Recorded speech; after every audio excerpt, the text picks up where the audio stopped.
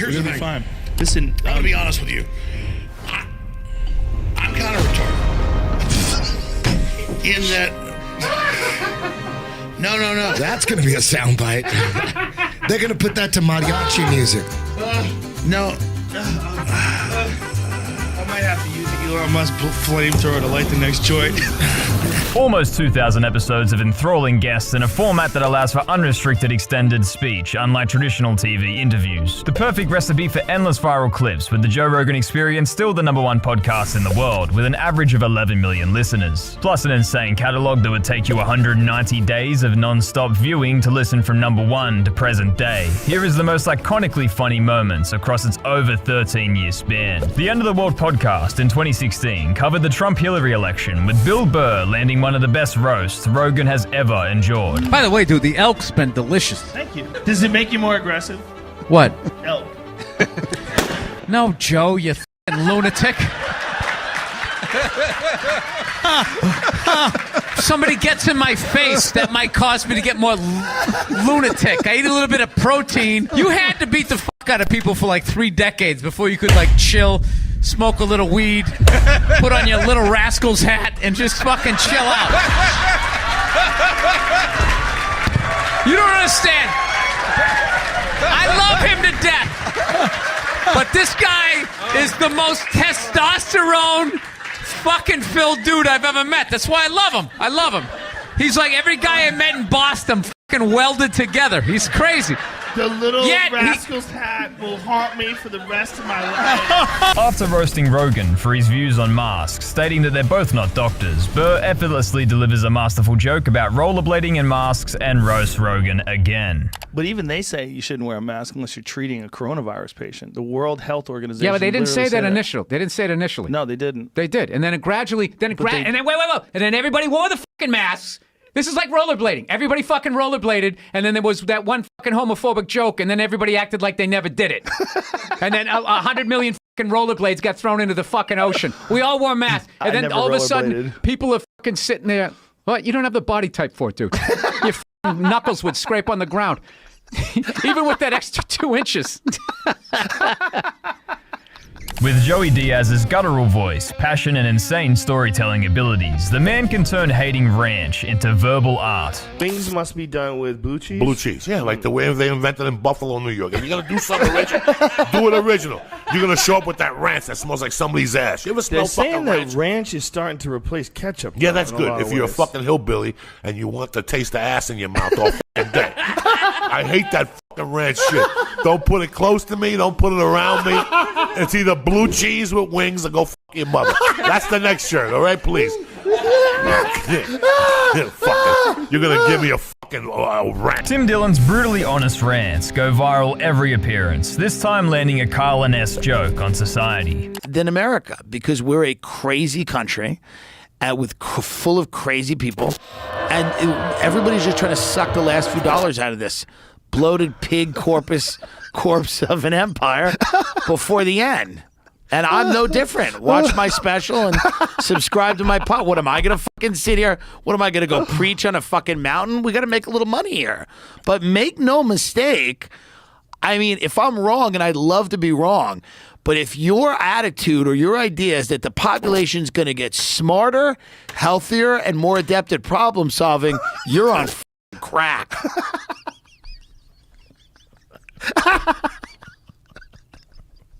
Oh. Yeah, probably. I hope you're wrong. I hope I'm wrong, or if I'm right, I just hope that I'm dead. Or I get to be one of the people who's keeping everyone else in the cage. Theo Von and Joe Rogan tried Jujimufu's smelling salts, ammonia inhalants the fitness influencer uses for its ability to suddenly increase focus and strength. You have to shake it, though, huh? I think you just take a whiff. Oh. They do that right before they lift. What? Are you okay? Yeah. Before they lift what, bro? Before they lift weights. You're not supposed to. Before they lift the Yeah. universe? Before they lift their future? Take a whiff of it right before you lift. It's supposed to like jolt your nervous system, right? Is that the idea? I think it's so you forget about everything else except for that. I have no idea. Take a ride on that hitter. Boom! Oh my god. Oliveira goes down. Holy shit. Oh, that's so unnecessary. You want to try it? I'm great. No, you should take a hit. I believe. Whoa, right? Burr's on-the-spot social commentary about ballsless men is funnier than most stand-up. Because I'm not going to be that guy where it's, hey, happy wife, happy life. Oh, those guys are done. I watch whatever TV she wants to watch. I'm envious of them. Are you? Because they have the smoothest fucking life. Never lose their house. They're just like this. They're like a you know those big doorman buildings where I got a package for you, Mr. Rogan? Like you become that in the relationship. You should just wear like the bell cap and something like that. You know what I mean? Yes. Those lifer doormen. Yeah. One of the funniest stories in podcast history was uttered by the late, great Brody Stevens on JRE number 424 in 2013. I came out on my podcast probably like 6 months ago. You came out 10%. Yes. What's so funny? This is my big chance. Everyone says, Brody, you're gay, you're gay, you're gay. You know, it's 8 now.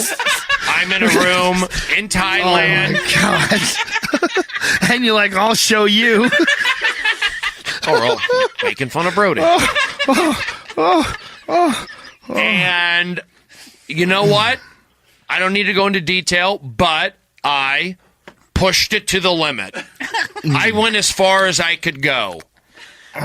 Okay? Did I perform? I will go on record saying, no, I did not, never have, don't want to perform oral on a man. Can I go on record saying that? I got you, but what happened? Well, that didn't happen. Okay. Okay. What didn't happen also is kissing. Kissing didn't happen. I don't want to kiss a man. Let's be clear. There was no kissing. No kissing. No race car driving. No meteorite impact. Many other things didn't take God, you place. make it unromantic.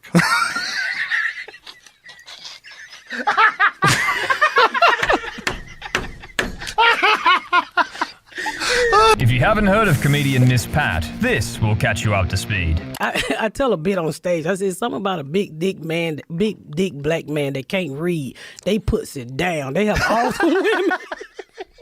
I can't read. They put it down. My first kid's father couldn't read. When they ain't got no side teeth and they can't read, they got the best sex because they practice all the time. Because they're not tired.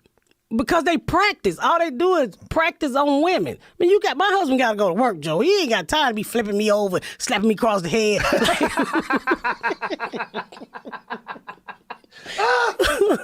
He ain't got time for all that ghetto love. Oh my God, I'm crying. Snoop's appearance was always going to be hilarious and iconic, but so was what he brought with him to the studio with a perfectly timed gag. I think by your example, many more people can learn. They can figure out a way to live their life authentically. If it feel good to you, must be good for you. What about heroin? I ain't trying that. I ain't tried that shit either. We're never trying heroin. You got your own mic. Joe, I can't prepare. Quit playing with me, man. Theo's 3 a.m. apartment blender story still remains one of the funniest moments in JRE history. And I was making like a nice smoothie, and I'm fucking coked up. I'm partying, you know, I'm living high on the hog. Got these 2 vests on, maybe, right? And I thought I heard something outside, right? Which is kind of weird to even think of when you have a blender going, right?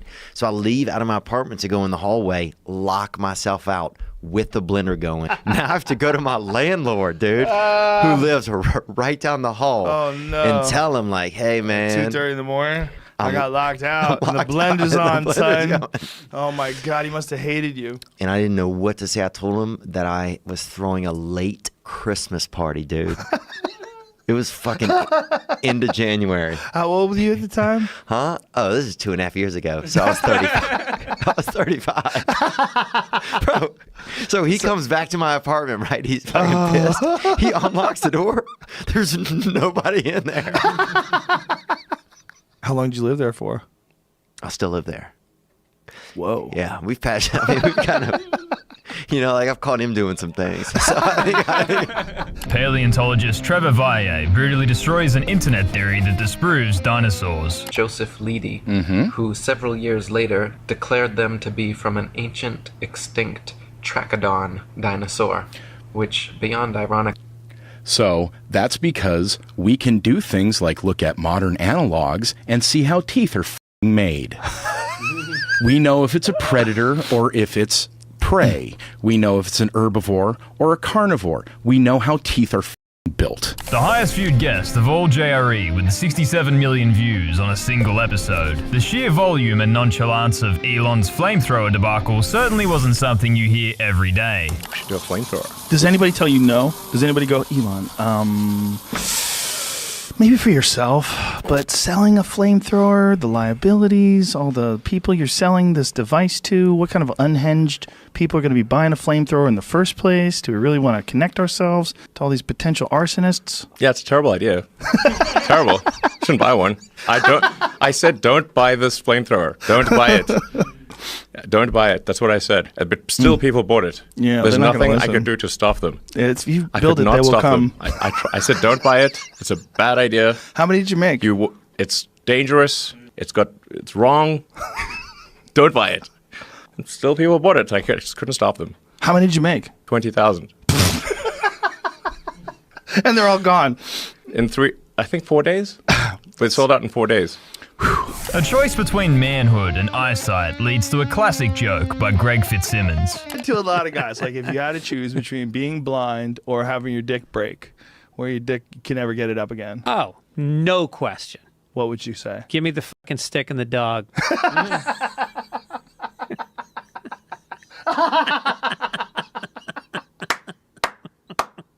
Give me the Stevie Wonder glasses. As South Park knows, fart jokes never fail. Joey Diaz's fart story is one for the ages. Good move. And I blew this fart, Joe Rogan. That was so bad. Right? We were on a bus and people started running, the school buses? People started running to the windows, right? To swing down the bus windows. But here's what gets better. I farted again. And the teachers were going, "Oh my God, he's changing flavors." But the worst thing was the cheerleaders were crying. That's how bad it smelled. They were sitting in front of the bus going, Wait a minute, he's changing flavor. One of the teachers yelled out, "Oh my God, he's changing flavors." That's how bad these farts. An image to encapsulate one of the wildest men on the planet. Tyson's first appearance scared even Rogan, but made for some iconic moments. You in your underwear with a tiger on a chain. That is one of the. That's the that champ is right there. That's you at peak crazy. Yeah, insane. Yeah. Tom, what was going through my mind? I don't know what made me think about.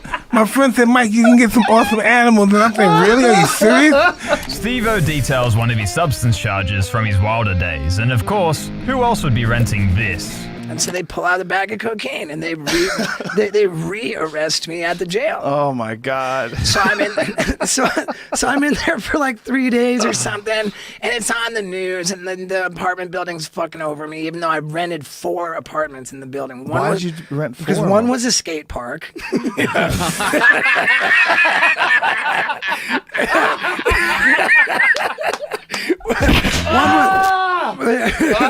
One was A 4-day fast in a comedian's mind can lead to some of the funniest observations, courtesy of Theo Von. You did a fast for 4 days? Oh, dude, yeah. What were you trying to prove? I don't know, man. I was probably just dealing with some stuff, and I was just trying to find a different way to handle it, Right. And then I remember this Vietnamese guy, and I remember thinking if everybody turned the other way for a second, I could eat this young fella. Ben. His name was Ben, actually, over there in Westwood. But I'd never thought. Oh my God, it's so ridiculous. But here's the thing: I'd never thought that before. So you only thought you got to the verge of cannibalism after just 4 days? Yeah. Damn. How much weight did you lose? I probably lost about 4 pounds, but pounds I needed too. You Wow. know? But I got clear, man. I could hear. Swear to God, y'all could hear somebody fold a piece of bread from 80 feet away, bro. I was so hungry, dude. I could hear a fucking skittle hit the cement across the street. Fond of the same inebriations as Rogan, Post Malone's appearance produced a conversation you'd only understand if you've been to the same stratosphere that they were on in this episode. Just biting into a salmon. Just imagine being a big mantis and picking up a little mantis and eating him. And eating him alive. Right in front of his friends. Look at that thing. Right in front of his friends. Fuck you and your whole neighborhood. I'm meeting your friends. Can we watch a snake and a mongoose fight? Mongoose beat the snake too. They're fast. Yeah, mongoose is the best bike. Here we go. As a kid. What is this? What's your favorite vegetable? That's a good question. Is it green beans? No. Oh. Tim Dillon's brutal commentary and cutting delivery on a certain island demonstrates that sometimes the hardest hitting jokes have dark truth attached. Do you think that there's another Epstein Island out there right now? 12. Better. Newer. Yeah. No, the kids go down a slide into a furnace. It's a... No. I mean, are you nuts? Of course there's a better island. One of the most beloved guests by far, Duncan Trussell is the best mind we have to wrangle ChatGPT. It won't tell you how much cum it takes to fill the Grand Canyon. That was one of like our first arguments. So I'm like, what the fuck? You're not gonna tell me this? Like, this is offensive to you? I said it was sex negative. It's like it's the source of human life. Right. But no, it's like the Grand Canyon is a national monument. Get jizz in there.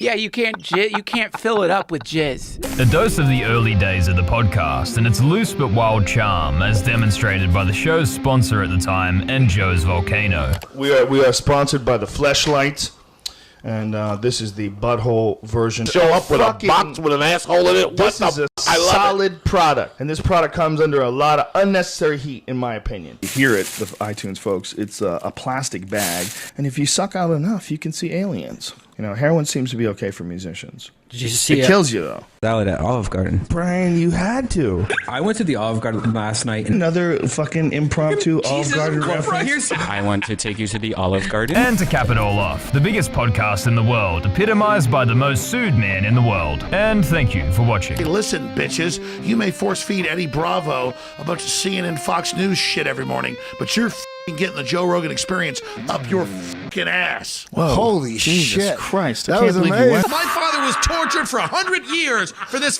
fucking country, and he came back and he started 7 wars because he's a gentleman. You wanna f these tits? I won't f you because the only person I'll f is Daddy. I'll f his corpse. I'll f Daddy's corpse. Yeah. Holy shit. It's very transactional. It's and